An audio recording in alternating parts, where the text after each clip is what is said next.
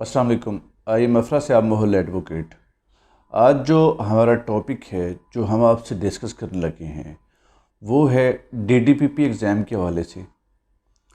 सबसे पहले तो मैं आपको बताऊंगा कि इस पोस्ट का सिलेबस क्या है। Recently Punjab public service commission ने डीडीपीपी की सीट्स जो हैं वो अनाउंस की हैं। इस एग्ज़ाम को पास करने के लिए आपको बहुत ज़्यादा मेहनत की ज़रूरत है। प्रोसिक्यूटर के एग्ज़ाम में कंपटीशन जो है वो बहुत ज़्यादा होता है। अब इस एग्ज़ाम को जो है वो आपने अकॉर्डिंग टू सिलेबस करना है। अगर आप मेहनत करते हैं तो आप कामयाब भी ज़रूर होते हैं। कामयाब होने वालों में और ना होने वालों में जो फ़र्क होता है वो सिर्फ याद रखिएगा मेहनत का होता है। कभी कभी बहुत सारे स्टूडेंट मैंने देखे हैं कि वो पढ़ रहे हैं लेकिन मेहनत जो है वो सही तरह से करना वो भी जो है कामयाबी का सबब बनता है। सपोज़ करें कि अगर वो सीआरपीसी को उन्होंने स्टार्ट किया है तो सीआरपीसी ही पढ़ते रहेंगे। कंपटीशन एग्ज़ाम में आपने हर सब्जेक्ट को लेकर चलना होता है कि कौन सा सब्जेक्ट जो है वो कामयाबी का सबब बनता है और कौन सा सब्जेक्ट कामयाबी का सबब नहीं बनता। इस चीज़ को जो है वो आपने कंसिडर भी करना होता है, क्योंकि होता इसलिए कि कुछ सब्जेक्ट्स ऐसे होते हैं जो आपके लिए जो है वो स्कोरिंग होते हैं। कुछ ऐसे सब्जेक्ट जो स्कोरिंग नहीं होते हैं उनको भी आपने तैयार करना होता है। तैयारी तो ओवरऑल आपने सारी करनी है। तो पहले हम सिलेबस को डिस्कस कर लेते हैं, उसके बाद जो है वो मज़ीद चीज़ें जो हैं वो आगे मैं ज़रूर डिस्कस करूँगा आपसे। आप ये सारी की सारी वीडियो ज़रूर देखिएगा। तो शुरू करते हैं आज के टॉपिक को। जो डीडीपीपी एग्ज़ाम में टॉपिक्स हैं वो सेम टॉपिक्स जो हैं आलमोस्ट जो हैं वो एडीपीपी एग्ज़ाम में भी हैं, इसलिए दोनों की जो तैयारी है वो सेम ही है। अब शुरू करते हैं जी। सबसे पहले क्रिमिनल लॉ 1 का पेपर है। क्रिमिनल लॉ 1 के पेपर में टोटल 150 मार्क्स हैं, जिसमें से 25 मार्क्स जो हैं ये ऑब्जेक्टिव के हैं, 125 मार्क्स जो हैं वो सब्जेक्टिव के हैं। अब क्रिमिनल लॉ के जो पेपर 1 है इसमें टोटल टॉपिक्स जो हैं वो आपके पास 11 टॉपिक्स हैं। इन 11 टॉपिक्स में कौन कौन से हैं? टॉपिक नंबर 1 जो है वो है jurisdiction of courts, powers of the police, investigation procedure, trial process, initiation of prosecution and judgments. ये हमारा जो है वो टॉपिक नंबर 1 है। अब इसमें याद रखना है, एक तो सीआरपीसी जो है वहाँ से ये टॉपिक हैं। इसके बाद पुलिस आर्डर 2002 में से भी और पुलिस रूल्स में से भी कुछ टॉपिक्स हैं। इसके अलावा आपने याद रखना है कि प्रोसिक्यूशन एक्ट जो है वो भी इस टॉपिक के अंदर आएगा। सेकेंडली जो टॉपिक हमारे पास यहाँ पर है वो है principle of sentencing, seriousness of offence, level of harm. अब क्या उसके लिए प्रिंसिपल हो सकता है सेंटेंस के लिए, लेवल ऑफ हार्म क्या है, ये सारी चीज़ें जो है वो आपने तैयार करनी है। उसके बाद थर्ड टॉपिक है prosecution, prosecutorial test, selection of witnesses, additional evidence, examination of witnesses, withdrawal of cases. आगे है जी scrutiny of police reports, tender of pardon. अब ये जो टॉपिक्स हैं इनके लिए रेलेवेंट प्रोविजंस जो हैं वो नेक्स्ट लेक्चर में मैं आपसे ज़रूर शेयर करूंगा कि आपने इनकी जो रेलेवेंट प्रोविजंस हैं वो साथ कौन सी लगती हैं जो आपने प्रिपेयर करनी है। जैसे टेंडर ऑफ पार्डन के लिए हम जो है वो high court rules and orders volume 3 में भी जाते हैं, सीआरपीसी में भी है।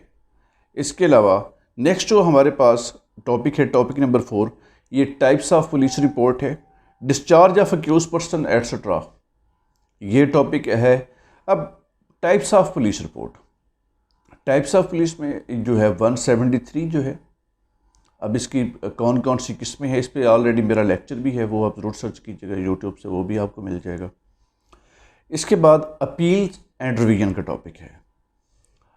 अगर हम जब भी एग्ज़ाम होते हैं, जुडिशरी के भी एग्ज़ाम होते हैं, तो उसमें जो अपील और रिवीजन वाला पोर्शन है या इंटरव्यू हो तो ज़रूर कोई ना कोई सवाल इनमें से ज़रूर पूछा जाता है, इसलिए ये भी आपने तैयार करना है। उसके बाद विटनेस प्रोटेक्शन एक्ट करना है, जो पंजाब में विटनेस प्रोटेक्शन एक्ट चल रहा है 2018 का, वो आपने प्रिपेयर करना है।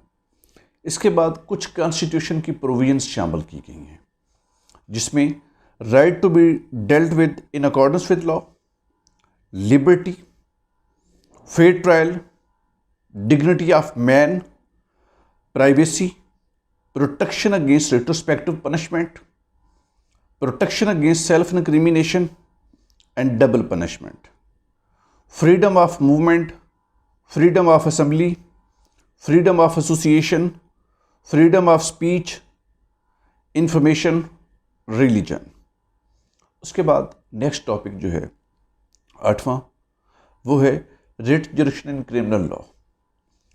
अब टोटल अंडर आर्टिकल 199 5 किस्म की रिट्स हैं, वो आपने प्रिपेयर करनी है। उसके बाद प्रोबेशन लॉ में प्रोबेशन ऑर्डिनेंस है और प्रोबेशन रूल्स हैं। उसके बाद law related to juvenile act जो 2018 में है, वो आपने तैयार करना है। उसके बाद high court rules and order related to above matter volume 3। ये सारे टॉपिक्स जो है मैं आपको बताऊंगा, बल्कि आपको प्रिपेयर भी करवाऊंगा। यहाँ पे मैं एक और बात ऐड करना चाह रहा हूँ कि हमने ADPP, DDPP एग्ज़ाम के लिए, इसके अलावा ADA के एग्ज़ाम के लिए और DPG के लिए ऑनलाइन क्लासेस का भी आगाज़ किया है, वो भी आप ज़रूर ज्वाइन करें। ये 3 मंथ का सेशन होगा हमारा।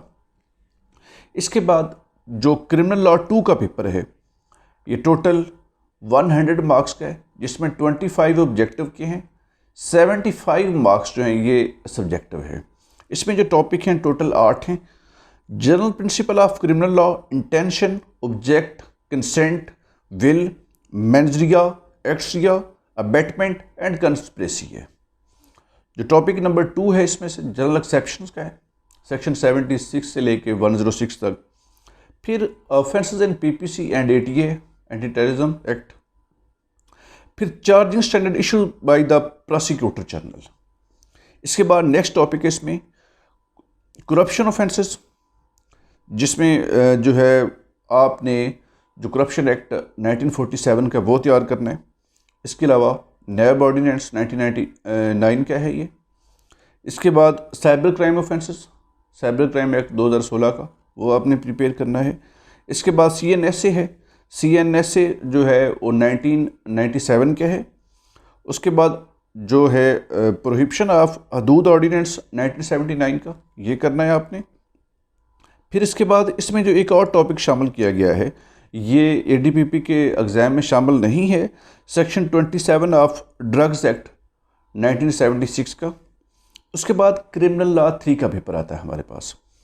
क्रिमिनल लॉ 3 जो है ये एविडेंस से डील करता है, जिसमें रेलेवेंसी एंड एडमिसिबिलिटी से रिलेटेड क्लासेस हैं, प्राइमरी एंड सेकेंडरी एविडेंस के article, direct and indirect evidence, उसके बाद सर्कमस्टांशियल एविडेंस।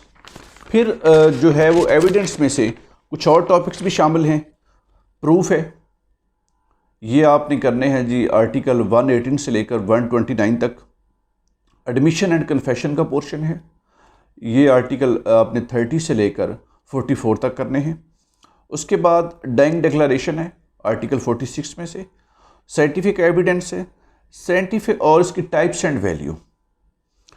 अब साइंटिफिक एविडेंस के लिए हमारे पास कुछ ऐसे उन्होंने आर्टिकल दिए हैं जिसमें ये मॉडर्न डिवाइसेस के वर्ड हैं। वो अल्टीमेट हम आपको यहाँ पर बताएंगे भी, उस पर एक लेक्चर भी मैं इंशाल्लाह ज़रूर दूंगा। उसके बाद आर्टिकल 164 भी आपने साथ पढ़ना है। Examination of witnesses, identification parade, ये टॉपिक जो है कानून शहादत में से शामिल किए गए हैं। फिर उसके बाद 50 मार्क्स का जो है ये इंग्लिश का पेपर है। अब इंग्लिश के पेपर में 3 चीज़ें हैं, ऐसे राइटिंग है, कंप्रीहेंशन है और प्रेसी राइटिंग है, जिसमें से ऐसे जो है 20 मार्क्स का है, कंप्रीहेंशन जो है वो 20 मार्क्स की और प्रेसी जो है ये 10 मार्क्स की है। सबसे जो मैं समझता हूँ कि जो स्टूडेंट्स के लिए मुश्किल पोर्शन है वो इंग्लिश का होता है। इंग्लिश के पोर्शन में स्टूडेंट जो है वो लॉ के सब्जेक्ट्स भी पढ़ लेते हैं, लेकिन इंग्लिश की तरफ उनका फोकस नहीं होता और इंग्लिश सही तरह से लिख भी नहीं पाते। इसलिए इंग्लिश का जो पेपर है इस पर आपने अपना फोकस जो है वो बहुत रखना है। जितना आप लॉ पे तवज्जो दे रहे होते हैं उतनी आपने इंग्लिश पर भी तवज्जो देनी है। नहीं, अगर आप 24 घंटे हैं, 24 घंटों में से 6 घंटे अगर आप लॉ को दे रहे हैं तो 6 घंटे जो है आपने इंग्लिश के पोर्शन को भी देनी है, क्योंकि जब रिज़ल्ट आता है, लास्ट टाइम जो हुआ था, अब लास्ट टाइम हमारी एकेडमी से बहुत ज़्यादा स्टूडेंट्स ने दिए थे, जिसमें 21 स्टूडेंट जो हैं उन्होंने पास भी किया था। तो मोस्ट जो स्टूडेंट हैं वो इंग्लिश के पेपर में रह गए थे, क्योंकि इंग्लिश की तरफ स्टूडेंट्स तवज्जो भी नहीं देते। हालांकि हमारा जो फोकस होता है वो इंग्लिश पर बहुत ज़्यादा होता है कि स्टूडेंट जो है इंग्लिश का पेपर जो है वो फेल ना करें, और सबसे ज़्यादा जो फेल स्टूडेंट होते हैं लॉ के वो इंग्लिश में होते हैं। इसके बाद कुछ रेलेवेंट लॉज, रूल्स और कोड्स हैं। ये टोटल DDPP एग्ज़ाम में 22 हैं। CRPC है, पाकिस्तान पिनल कोड है, तीसरे नंबर पर एंटी टेररिज्म एक्ट है, चौथे नंबर पर CNSA है, पाँचवें नंबर पर कानून शहादत है, छठे नंबर पर प्रिवेंशन ऑफ करप्शन एक्ट 1947 है। उसके बाद साथ ये रूल्स भी हैं 2014 के, वो भी आपने साथ मिला के पढ़ने हैं। नैब ऑर्डिनेंस है। उसके बाद इलेक्ट्रॉनिक क्राइम्स एक्ट 2016 शामिल किया गया है। 9th नंबर पर है पंजाब प्रोहिबिशन इन्फोर्समेंट ऑर्डर 1979 है। उसके बाद कॉन्स्टिट्यूशन की कुछ प्रोविजंस हैं जिसमें आर्टिकल 4, 9, 10, 10A है। उसके बाद 11, 12, 13, 14, 15, article 16, article 17, 19, 19A, article 20, 21, 22, 45, article 43, article 185, article 199 और आर्टिकल 202 कॉन्स्टिट्यूशन में शामिल किए गए हैं। उसके बाद प्रोसिक्यूशन एक्ट 2006 का। फिर 12वें नंबर पर है code of conduct for prosecutors, publicity available on the website of CPS। फिर 30 नंबर पर है चार्जिंग स्टैंडर्ड। 14 नंबर पर है प्रोबेशन ऑफ ऑफेंडर ऑर्डिनेंस 1960। उसके बाद इसके प्रोबेशन रूल्स जो हैं 1961 के वो भी साथ शामिल हैं। फिर मेडिकल जूरिस्प्रूडेंस और फोरेंसिक साइंस से हवाले से भी कुछ क्वेश्चंस होंगे। फिर जुवेनाइल जस्टिस सिस्टम एक्ट जो है वो 2000 वाला तो ख़त्म हो चुका है, उसकी जगह पर 2018 का एक्ट आ गया है। फिर है Punjab maintenance of public order, ये 1960 का है। ये आपने ज़रूर तैयार करना है क्योंकि इसमें से लास्ट टाइम जो है वो क्वेश्चन भी आया था। फिर उसके बाद पुलिस आर्डर 2002 है। पुलिस आर्डर के इसमें से कुछ आर्टिकल उन्होंने शामिल किए हैं। Article 18, article 111, article 114, article 134, article 135, article 136, article 137 है। आर्टिकल 155, आर्टिकल 156 है, आर्टिकल 157 है। फिर high court rules and orders में से भी कुछ जो हैं वो पोर्शन आएंगे। फिर ड्रग एक्ट है और विटनेस प्रोटेक्शन है। ये था हमारे जो सिलेबस है DDPP के हवाले से।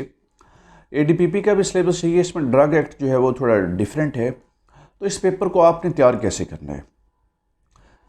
तैयार आपने इस पेपर को देखें तो जितने 4 आपके पोर्शन हैं, अब इन चारों पोर्शन पर आपने टाइम को डिवाइड करना है। एक अपना शेड्यूल बनाए, एटलीस्ट आपने एक रीडिंग जो है वो ज़रूर देनी है।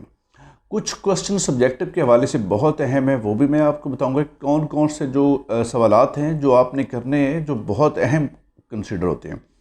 लेकिन क्योंकि इसमें ऑब्जेक्टिव पेपर भी है तो इसलिए आपने एक दफ़ा सारे को रीडिंग ज़रूर करनी है।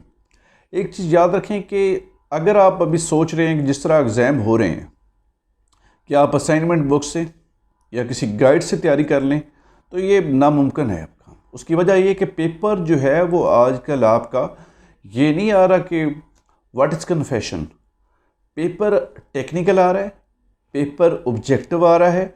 जब तक आप सारी की सारी रीडिंग नहीं करेंगे आप कभी भी अच्छा पेपर जो है वो तैयार नहीं कर सकते हैं। अगर सारे का सारा पेपर आपने तैयार करना है, मकसद ये है यहाँ पर कामयाब होना है, मकसद ये है कि आपके अच्छे नंबर भी हैं। हम देख रहे होते हैं कि नेट पर भी बहुत सारे स्टूडेंट्स जो हैं वो DMC लगा रहे होते हैं कि एक सब्जेक्ट रह गया है बाकी पास हैं, तो वो नीचे लिखा वो साथ लिख रहे होते हैं कि बैड लक है, बैड लक है। देखिए बैड लक तो हम नहीं कह सकते हैं इसको। अब सपोज़ करें कि इंग्लिश के पेपर में अगर वो फेल है बाकी लॉ के पास हैं तो वो बैड लक लिखे, तो ये बैड लक नहीं है, बल्कि इंग्लिश के पेपर में मेहनत नहीं की गई है। बाकी आप कोशिश करें, अगर हम बैड लक की बात करें तो वो 100 में से 1 के साथ होनी चाहिए, 99 तो बैड लक के अंदर नहीं आएंगे ना। अब जिसके सारे के सारे फेल हैं वो भी कह दे कि बैड लक है, तो ऐसा नहीं है। बल्कि आप जो है वो प्रैक्टिस करें लिखने की, टेस्ट दिया करें। टेस्ट के साथ साथ जो है अगर आप घर में, यूजुअली ये होता है कि स्टूडेंट जो हैं मोस्टली अपनी रूटीन को सेट नहीं कर पाते हैं, लेकिन कामयाब होना है तो रूटीन सेट करनी पड़ेगी। इसके अलावा मैं आपको पहले भी बता चुका हूँ कि आपने तैयारी खुद से करनी है, आपने मेहनत करनी है। अगर आप मेहनत करते हैं तो आप कामयाब ज़रूर होते हैं। तो आज का टॉपिक जो है मैं वो यहीं पर क्लोज़ करता हूँ। इंशाल्लाह नेक्स्ट किसी और टॉपिक के साथ हाज़िर होंगे। अल्लाह।